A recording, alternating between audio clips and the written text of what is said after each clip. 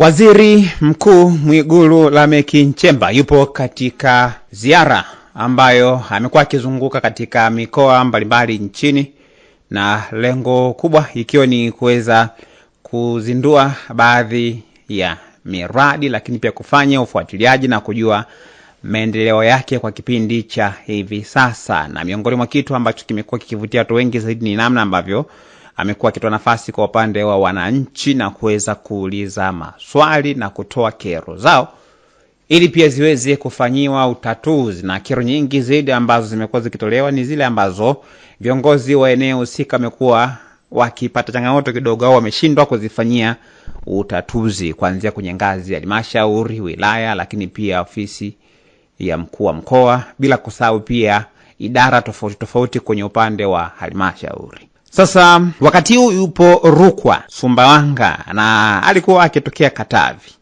Lakini miongoni mwa maswali ambayo ameulizwa wakati akiruhusu wananchi kuweza kuuliza maswali ni mwananchi ambaye anafahamika kama Adriano Amos. Ameuliza swali ambalo limekuwa likihusiana na swala la katiba mpya, kwamba ni lini serikali itafanya mabadiliko kwenye katiba mpya ili pia kuweza kuepuka changamoto mbalimbali ambazo zimekuwa zikijitokeza, na yeye hakuweka wazi ni changamoto zipi ambazo zimekuwa zikijitokeza. Sasa haya ni majibu ya Waziri Mkuu Mwigulu Nchemba kuhusiana na swali hilo, kwanza akimpongeza kutokana na aina hiyo la swali ambalo amekuwa akiliuliza.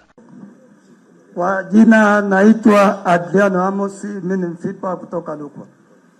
Nakushukuru kwanza Waziri Mkuu, umekuja kumaliza matatizo, lakini naenda kwenye swali. Swali langu ni kwamba Waziri Mkuu, na hapa nimeshika 2000 na zawadi yako. Swali langu ni kwamba ni lini serikali itamaliza tatizo ambalo linachukua miaka 40? Tutakuja yaani naenda moja kwa moja.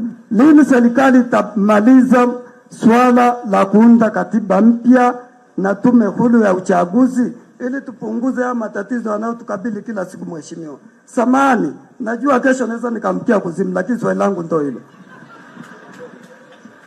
Asante. Wakati unatembea ulikuwa unanesa nikawa na mashaka kama utakuja na swali la msingi. Umeleta swali la msingi sana, na umesema ni lini. Kwa mujibu wa, kama umeisoma ilani, kwa mujibu wa ilani ya uchaguzi ya Chama cha Mapinduzi, swala la katiba mpya limewekwa kwenye ilani ya 2025-2030. Lakini la pili, umeeleza mahususi kwamba ni lini.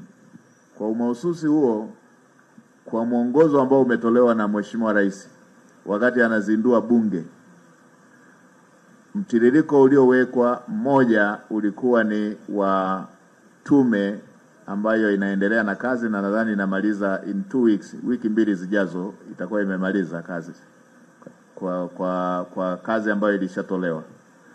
Na baada ya hapo Mheshimiwa Rais alitoa mwongozo wa tume ya maridhiano, kwa sababu huwezi ukaenda kwenye jambo kubwa kama hilo ulilolisemea mkiwa mko vipande. Hilo jambo kubwa, ukianzisha jambo kubwa hilo mkiwa vipande, badala ya kuunganika mnagawanyika zaidi.